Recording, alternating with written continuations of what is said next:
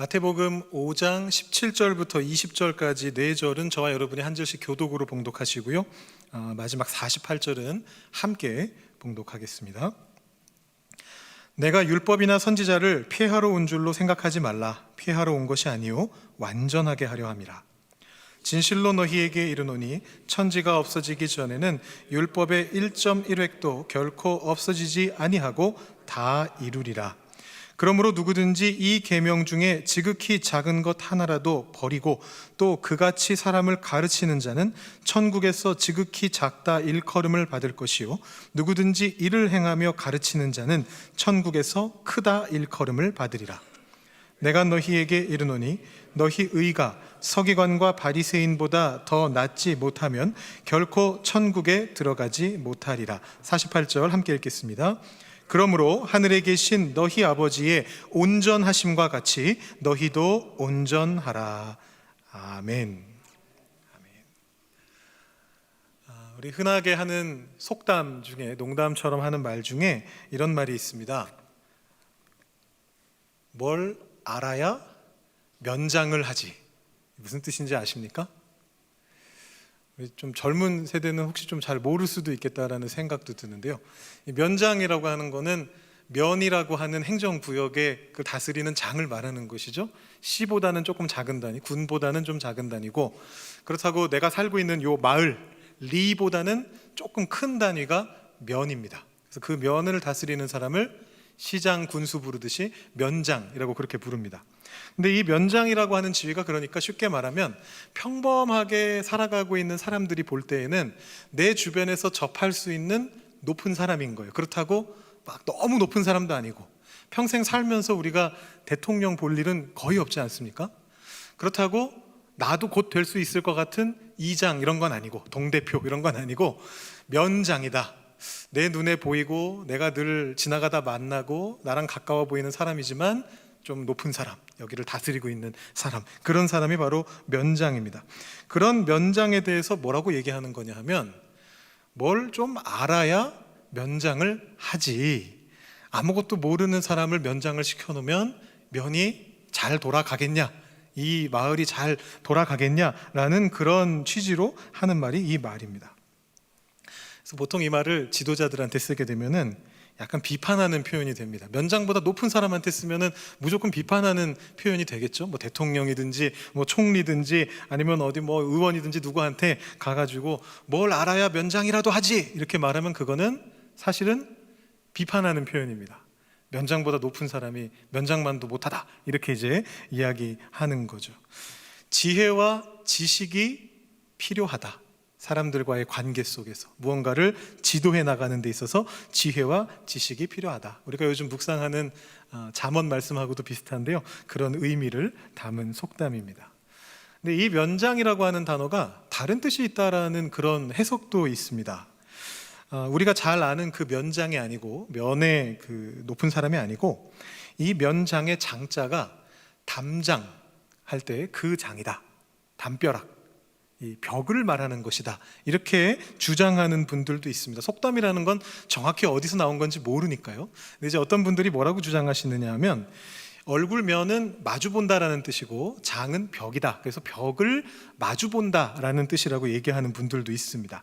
그러면 이게 무슨 뜻으로 바뀌게 되느냐 하면요, 이게 이제 유교 용어냐 불교 용어냐에 따라서 조금 달라지는데, 이제 유교 용어로 쓰였다면 논어에 나오는 면면장이라는 말이 담벼락에 막힌 것 같이 답답하고 힘든 상황을 피해간다, 면하게 된다, 이런 뜻이 있다고 합니다. 그래서 유교 용어라고 해석하면 뭘 알고 있어야 어려운 상황을 헤쳐나갈 수 있다, 답답하게 막힌 것 같은 상황을 이겨낼 수 있다, 이제 그런 뜻이 됩니다. 그 다음에 이제 불교 용어로는 이 면장이라고 하는 말이, 여러분 면벽수련이라고 들어보셨습니까?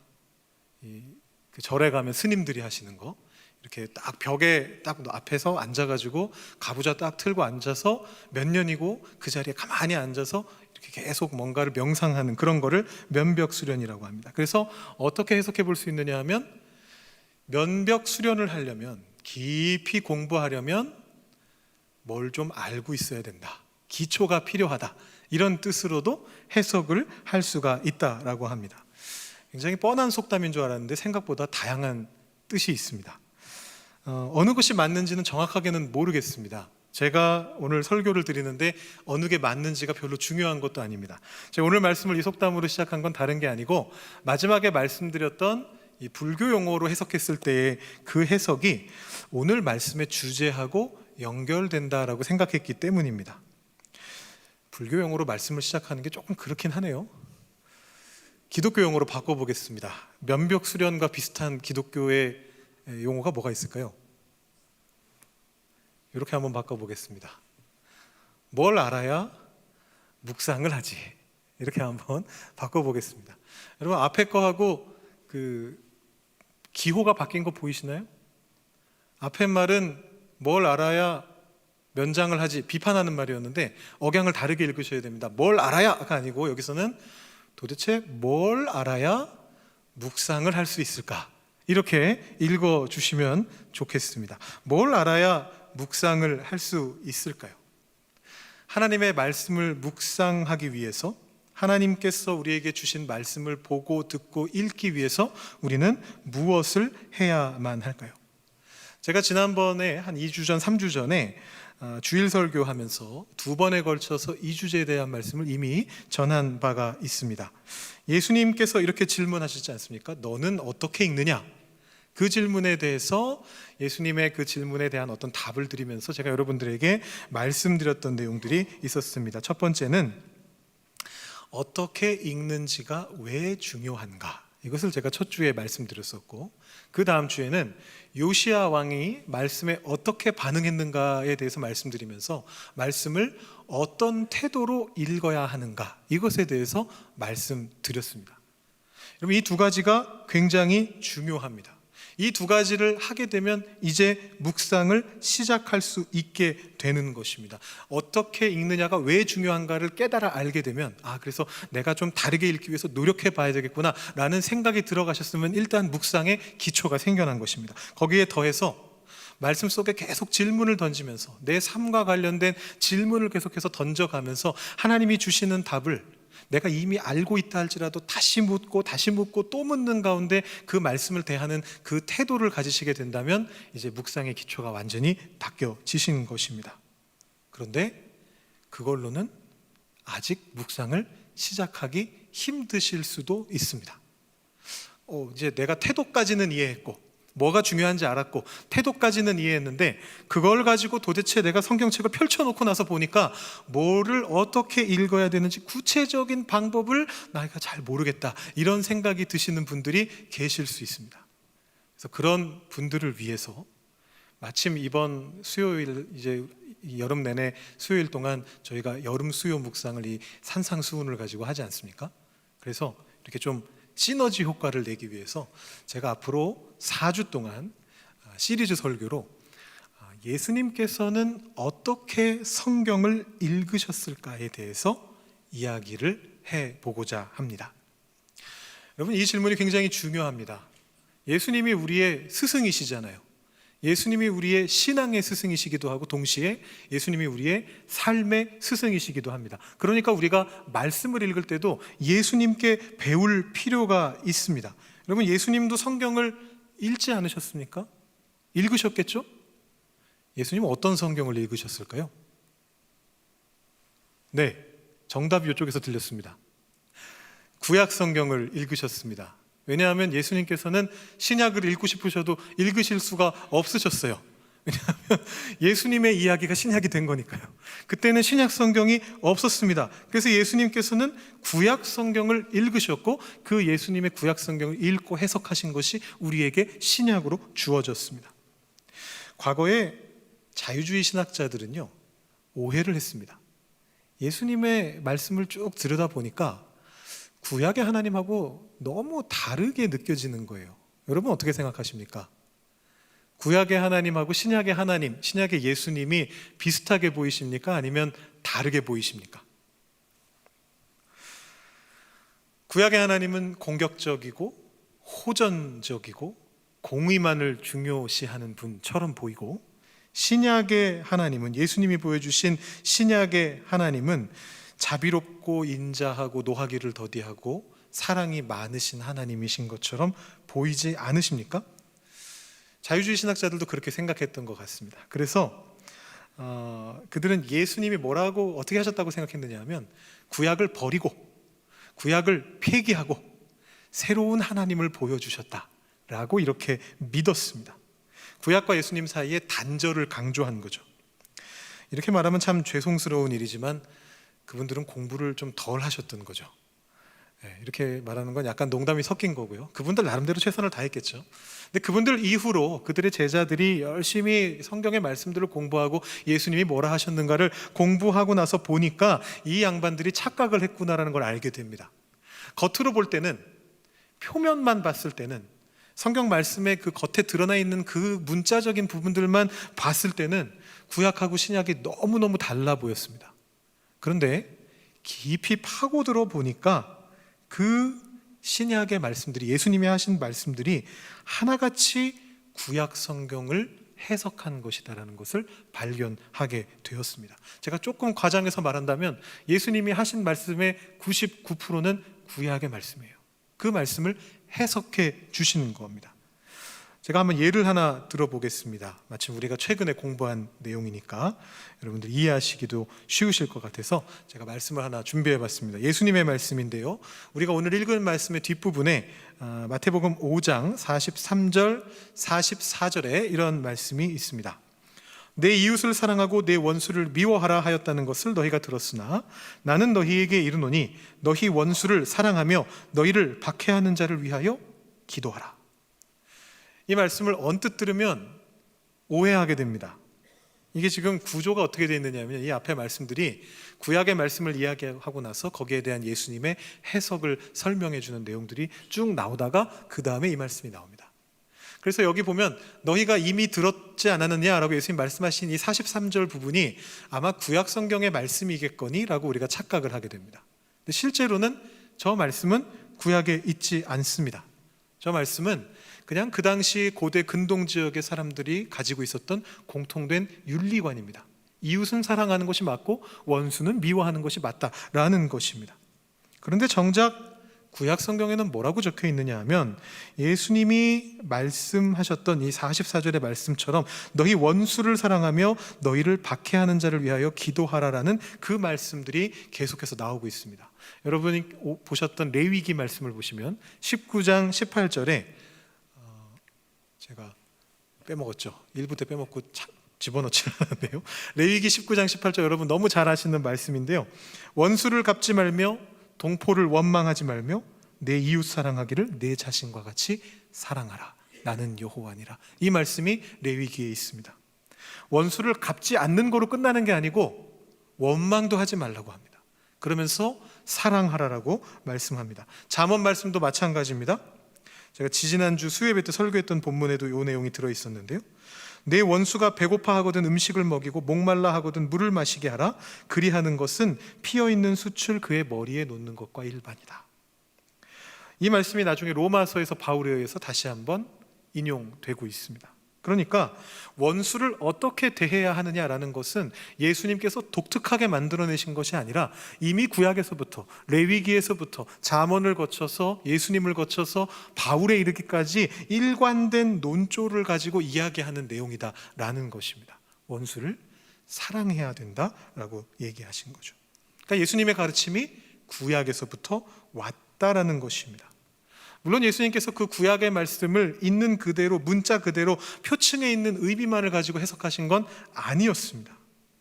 당장에 우리가 이번 주 수요 묵상에서 다룰 내용도 그런 건데요. 오늘 우리가 읽은 말씀 바로 뒷부분인데, 살인하지 말라, 간음하지 말라, 그 말씀의 참 의미가 무엇인가에 대한 얘기들이 나옵니다. 그냥 글자 그대로 지키면 되는 건가? 이것에 대해서 예수님이 좀 더 깊은 의미를 말씀하시는데요. 더 이상 이야기하면 여러분 수요일 날 오셨을 때 묵상을 스스로 못 하시게 될 수 있기 때문에 여기까지만 말씀을 드리겠습니다.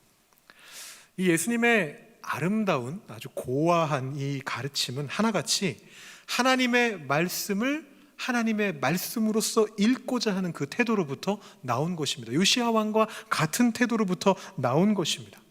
구약 성경을 예수님이 어떻게 읽으셨느냐를 우리가 보는 게 그래서 중요한 것입니다. 하나님의 말씀을 어떻게 해야 내 삶 속에서, 나의 상황 속에서 하나님의 말씀으로 받아들일 수 있는가, 묵상의 태도와 구체적인 방법들을 우리가 예수님을 통해서 배울 수 있다는 것입니다. 그것이 신약 성경 속에 나오고 있다는 것이죠.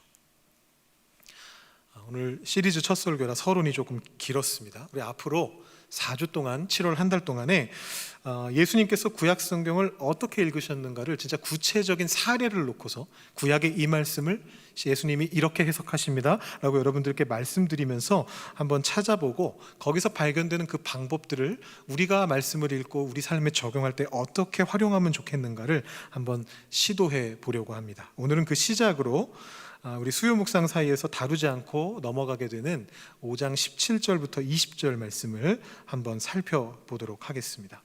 오늘 우리가 읽은 말씀은 예수님께서 본격적으로 구약 성경의 말씀들을 인용하시면서 해석하시기 전에 대주제, 대전제를 선언하시는 그런 말씀입니다. 5장 17절 말씀에 이렇게 적혀 있습니다. 내가 율법이나 선지자를 폐하러 온 줄로 생각하지 말라. 폐하러 온 것이 아니요 완전하게 하려 함이라. 여기 나오고 있는 율법과 선지자라는 표현은 예수님 시대의 성경을 부르는 표현이었습니다. 구약 성경을 부르는 표현입니다. 우리는 그 헬라 전통을 따라서 구약 성경을 네 수로 나눕니다. 앞에 5권을 오경, 모세 오경 이렇게 부르고, 그 뒤에 나오는 책들을 역사서라고 부릅니다. 그리고 욥기 이후에 나오는 책들은 시가서라고 보통 부르고요. 그 다음에 마지막에 이사야 이후에 나오는 책들을 선지서 혹은 예언서라고 그렇게 부릅니다. 그런데 이 유대 사람들은 그러지 않았습니다. 유대인들은 세 수로 나눕니다. 우리가 지금 가지고 있는 성경하고 배열이 조금 다르기 때문에 제가 여기서 말씀을 막 드려도 괜히 여러분들 머리만 혼란스럽게 만들어 드릴 것 같아요. 그래서 제가 사실은 이만큼 준비했는데 1부 때도 그냥 안 하고 다 건너뛰었습니다. 그냥 간단하게만 말씀드리면, 최대한 간단하게만 말씀드리면 어쨌든 세 수로 나눴다. 맨 앞에 율법은 똑같습니다. 오경은 토라라는 이름으로 똑같이 5권을 생각합니다. 그리고 그 뒤에 선지서가 있고요. 근데 이 선지서가 우리가 생각하는 선지서하고 조금 다르고요. 그 다음에 나머지 책들은 모두 묶어가지고 성문서, 크투빔이라는 이름을 붙여서 성스러운 책들이다 라고 그렇게 불렀습니다. 그런데 문제는 이 성문서가 예수님 당시까지 아직 유대교 안에서 완전히 범주가 굳어지지를 않았습니다. 어디까지가 성경이고 어디까지가 아닌가, 이런 것들이 좀 논란 중에 있었습니다. 그래서 예수님 당시의 사람들은 구약 성경을 둘로 나누거나 혹은 셋으로 나눴습니다. 율법과 선지자들 이렇게 나누거나 아니면 율법과 선지자들과 시편 이렇게 나눴습니다. 이 두 가지 표현이 전부 다 성경 안에 나오고 있습니다. 예수님도 그런 표현들을 쓰시는데요. 그러니까 여기에서 예수님이 지금 율법이나 선지자를 폐하러 온 것이 아니다, 이 말씀은 무슨 뜻이냐 하면 정확하게 예수님 당시의 성경이었던 구약 성경을 지칭하는 말입니다. 구약 성경 전체를 얘기하는 말입니다. 예수님이 뭐라고 얘기하시느냐 하면, 내가 구약 성경 전체를 놓고 어느 것도 폐하러 오지 않았다라고 그렇게 말씀을 하십니다. 완전하게 하시기 위해 오셨다라고 이야기하시죠. 이 둘은 굉장히 큰 차이가 있죠. 율법을 폐하는 것과 말씀을 폐하는 것과 말씀을 완전하게 하는 것은 엄청난 차이가 있습니다. 근데 좀 의아하지 않으십니까? 우리는 이미 많은 율법이 폐하여졌다라는 것을 알고 있습니다. 예를 들어서 여호와의 증인 같은 몇몇 이단들을 제외하고는 모든 기독교는 음식 정결법을 더 이상 지키지 않습니다. 여호와의 증인 같은 이단들은 여전히 음식 정결법을 지킵니다. 그리고 예수님을 인정하지 않는, 신약을 인정하지 않는 유대교도 음식 정결법을 지킵니다. 코셔 푸드를 먹습니다. 그리고 예수님을 인정은 하지만 하나님의 아들이라고 믿지는 않는 이슬람교 사람들도 여전히 구약 성경에 나오는 그 음식 정결법을 지킵니다. 할랄 푸드를 먹습니다. 그러나 기독교는 그렇게 하지 않습니다. 우리는 기꺼이 돼지고기를 먹죠. 제가 지난 주간에도 우리 청년 중에 한 친구를 김요한 목사님하고 같이 만났습니다. 신방하러 갔었는데요, 돈가스 집에서 맛있는 돈가스를 먹었습니다.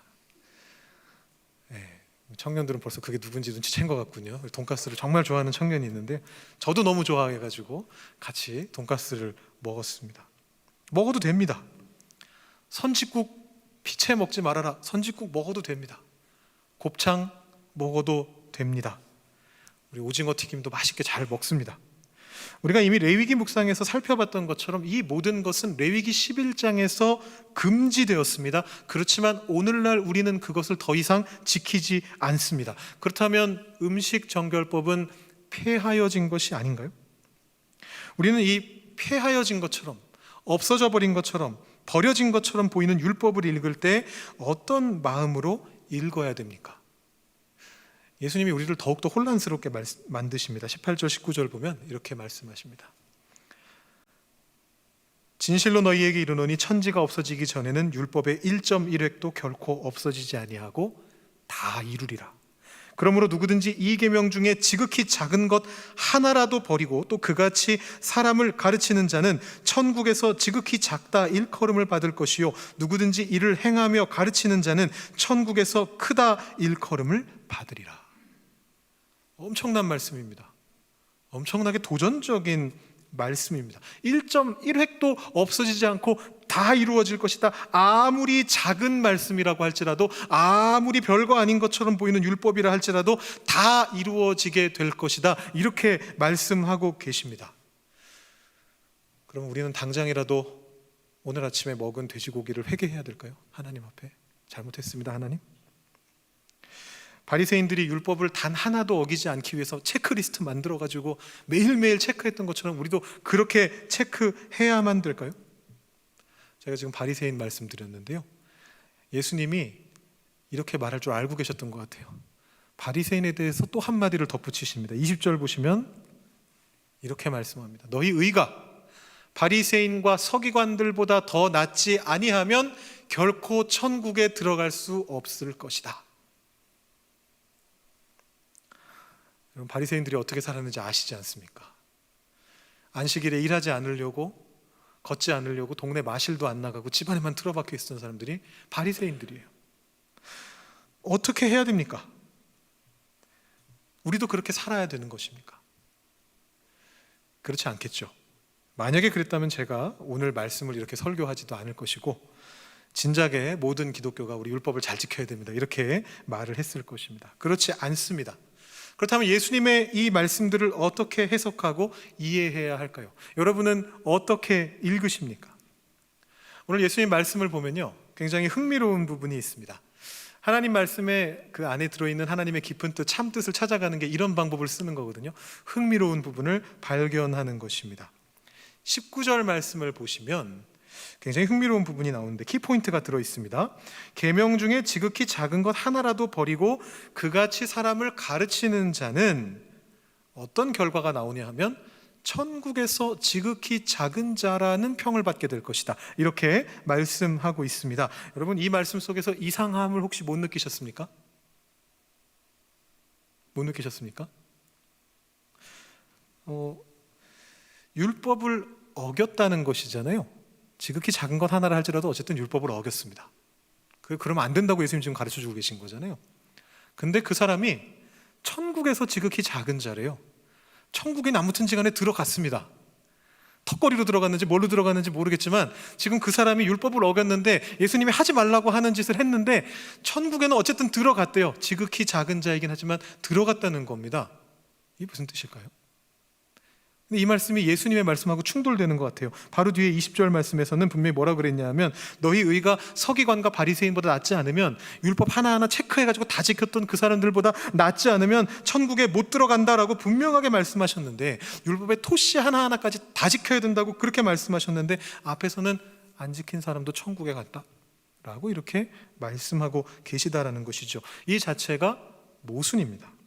그러니까 지금 예수님께서는 이 모순을 통해서, 이 말씀을 통해서 우리에게 뭔가를 전달하고 싶으신 거예요. 그래서 우리가 이 모순을 깊게 파고들면서 예수님이 왜 이런 말씀을 하셨는가를 생각해 봄으로써 예수님의 참 뜻을 우리가 파악해 갈 수 있다라는 것입니다. 어떻게 하면 이 모순이 해결이 될까요? 율법의 토시에 집착하지 아니하고 율법 안에 있는 깊은 뜻을 찾아서 그 뜻을 행하려고 할 때 해결이 되는 것입니다. 바리새인이 율법을 토시 하나까지 지키려고 노력했던 것이 천국을 갈 수 있는 의의를 주지 못한다는 것입니다. 율법을 하나하나를 다 지키는 것이 중요한 문제가 아니다라는 것이죠. 그렇다고 해서 그 율법을 버려도 된다는 뜻이 아닙니다. 심지어는 작은 계명 하나조차도 버려서는 안 된다라는 것입니다. 이렇게 생각하실 수 있죠. 우리가 살아가는 시대는 신약 시대니까 그 신약 시대에 레위기는 안 읽어도 되지 않을까요? 우리 더 이상 이제 음식 정결법을 지키지 않는데 레위기 11장은 그냥 성경에서 찢어내면 안 될까요? 그 우리가 왜 읽어야 되죠? 그 말씀의 의미가 도대체 뭘까요? 아니다라는 것입니다. 우리가 지난 5, 6월 동안 레위기 말씀 새벽에 묵상하면서 계속해서 했던 것처럼 그 율법이 지금 이 순간에는 문자적으로 지켜지지 않는다 할지라도 그 율법이 주어진 이유와 목적을 생각하면서 오늘 우리의 삶 속에서 그 율법을 통해 주어진 하나님의 깊은 뜻을 이해하고 살아내려고 노력해야 한다라는 것입니다. 19절에는 또 한 가지 중요한 키워드가 나옵니다. 그것은 행해야 된다라는 것입니다. 예수님은 이제 산상수훈 맨 끝에 여러분 잘 아시는 말씀을 통해서 행함이 얼마나 중요한가에 대해서 말씀해 주실 겁니다. 우리가 우리 여름 수요 묵상 마지막 주에 8월 마지막 주에 그 말씀을 보게 될 건데요. 이 행함이라는 것이 너무나 중요하기 때문에 예수님이 한 번 더 강조해서 말씀하십니다. 사실 저 문장에서 행함이란 말을 싹 빼도 앞뒤 문맥이 전혀 어색하지가 않습니다. 앞에서도 율법을 버리면 안 되고 잘 가르쳐야 된다 이런 말씀을 하신 거고, 뒤에서도 그 율법을 잘 지켜라 그런 얘기를 하시는 겁니다. 그런데 행하다라는 말을 굳이 그 안에 집어넣어 두신 이유는 그게 중요하기 때문입니다. 행하면서 가르치는 자가 천국에서 크다 일컬음을 받을 것이다, 그렇게 예수님이 말씀해 주고 계신 것입니다. 오늘 말씀을 이렇게 정리해 볼 수 있겠습니다. 제가 세 가지로 한번 정리해 봤습니다. 첫 번째는 율법의 말씀에, 하나님의 말씀에 작은 것까지도 진지하게 읽어야 한다. 두 번째, 그렇지만 그것을 토시를 따라가는 것이 문제가 아니고 그 안에서 큰 뜻을 찾아야 된다. 그냥 말씀을 작게 읽어서, 작은 말씀이니까 작게 읽어야지, 토시만 읽으면서 거기 적힌 대로 내가 하고 있느냐 안 하고 있느냐 이런 것만 집중하면서 바리새인처럼 그렇게 하면서 내가 천국 갈 수 있나 없나 이거에만 집착해서는 안 된다라는 것입니다. 이미 구원받은 자로서 이 땅을 살아가면서 그 말씀들을 하나하나 읽으면서 하나님이 도대체 나한테 무슨 생각을 갖고 계시고 하나님이 나의 삶을 어떻게 이끌려고 하고 계시는가를 계속해서 생각하면서 하나님의 큰 뜻을 찾으려고 노력해야 된다라는 것입니다. 그리고 작은 말씀들 속에서 하나님의 큰 뜻을 찾게 됐다면 그것을 행해야 된다라는 것입니다. 여러분 이해 잘 되시죠? 잘 되셨습니까? 여러분이 조금 더 기억하시기 편하게 요 세 가지 내용을 제가 압축해 보도록 하겠습니다. 한 문장으로 여러분 잘 기억하실 수 있게 한 문장으로 줄여보겠습니다. 가능할까요? 제가 은유법을 동원해가지고 한번 시도해봤습니다. 이렇게 줄여봤습니다. 작은 말씀을 크게 읽어라. 이해되시죠? 동의가 되십니까? 하나님의 말씀이 아무리 작은 것일지라도 그 안에 있는 큰 뜻을 생각하면서 읽으시면 됩니다. 이 작은 말씀 안에 하나님의 큰 뜻이 들어 있습니다. 우리를 구원받은 자로 살아가게 하시려는 하나님의 크신 계획이 그 안에 들어 있습니다. 여러분 이런 분들이 계실 수가 있습니다. 이런 표현 써서 죄송합니다. 혹시 여러분들 중에 이런 마음 가지고 계신 분이 계실 수도 있는데 제가 이런 표현을 좀 써보겠습니다. 청개구리 같은 분이 가끔씩 계실 수가 있습니다. 나는 작은 자여도 괜찮습니다. 예수님 말씀에 꼬투리 잡는 거죠. 난 천국에서 작은 자여도 괜찮습니다. 아무래도 천국은 들어간다면서요. 그러면 나 그냥 작은 대로 살래요. 그냥 작은 말씀 작게 읽고 작은 말씀 아예 안 읽고 그냥 편하게 살겠습니다. 어차피 예수님이 구원해 주시겠죠. 여러분 그렇게 생각하시는 분들도 계실 수 있습니다. 우리가 살아가고 있는 이 시대가 포스트 모던 시대잖아요. 그리고 이 포스트 모더니즘의 가장 큰 특징이 뭐냐 하면 내가 설득이 안 되면 따르지 않는 거예요. 남이 아무리 옳다고 말해도, 이것이 아무리 진리다라고 말해도 내가 납득이 안 되고 내가 설득이 안 되면 그건 뭐 내 문제가 아니야, 내 일이 아니야, 당신 말이 옳지, 근데 나는 그렇게 안 살 거야, 이렇게 말해버리는 것이 이 포스트 모던 시대의 특징 중에 하나입니다. 그러니까 내가 작은 채로 사는 게 괜찮다고 하는데 남이 옆에서 야, 너 그렇게 살면 안 돼, 아무리 그런 얘기해봤자 소용이 없습니다. 이게 이 시대를 살아가는 우리의 초상입니다. 그에 대해서는 예수님께서 진리의 또 다른 단면에 대해서 조금 과장된 표현으로 하신 말씀으로 답을 대신해 보려고 합니다. 그 말씀은 여러분 잘 아시는 오늘 우리가 읽은 말씀 뒤에 나오는 이 말씀입니다. 눈을 뽑고 팔을 잘라서라도 천국에 들어가라. 여러분, 제가 여러분들을 협박하려고 하는 건 아니고요. 과장입니다. 예수님 하신 말씀이지만 이거 문자 그대로 사실인가요? 만약에 이게 문자 그대로 사실이라면 우리가 천국 가서 만날 사람들은 대부분이 어디 한 도막이 없을 거예요. 그러지 않겠습니까? 우리들을 들여다보면 보이잖아요. 우리 다 늘 죄 짓고 살거든요. 과장법입니다. 근데 이 말씀이 천국의 속성을 정말 잘 전달해주고 있는 말씀입니다.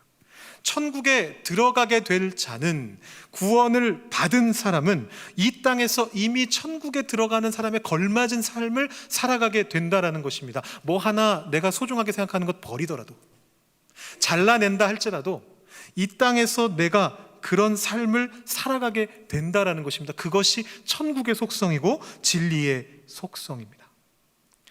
여러분, 진리를 추구하시면서 이 땅에서 천국을 살아내실 수 있는 여러분들이 되시기를 바랍니다. 그것을 위해서 작은 말씀도 크게 읽으실 수 있는 그 마음을 가지시고 이 말씀들을 읽어 나가시고, 여러분들 여러 번 말씀드리지만 묵상할 수 있는 많은 기회들이 있습니다. 새벽기도, 수요 묵상, 다양한 많은 기회들이 있는데 그 시간들을 통해서 여러분을 향하시는 말씀 속에 있는 하나님의 그 큰 뜻을 찾아내시고 이루어 가시는 여러분들 한 분 한 분이 다 되시기를 주님의 이름으로 축복합니다. 기도하시겠습니다. 하나님, 감사합니다. 오늘도 주님 앞으로 나올 수 있게 해주시고 주님의 말씀에 귀 기울일 수 있게 하여 주시니 감사합니다. 예수님께서 하나님의 말씀을 어떻게 읽으셨는지를 보면서 우리도 예수님을 따라 살아가기를 소망하며 이 자리로 나아왔습니다. 그 말씀 속의 깊은 곳에 바로 나를 향하시는 하나님의 크신 뜻이 있다는 것을 알게 되며 우리가 작은 말씀도 크게 읽고자 응답하며 이 자리로 나아옵니다. 하나님, 우리의 영의 눈을 열어주시고 하나님의 말씀을 사모하게 하여 주시고 말씀을 묵상하는 가운데 그 말씀 속에서 우리를 향하시는 하나님의 뜻을 발견하게 되는, 그리고 그 뜻대로 살아갈 수 있게 되는 우리 한 사람 한 사람이 다 되게 하여 주시옵소서.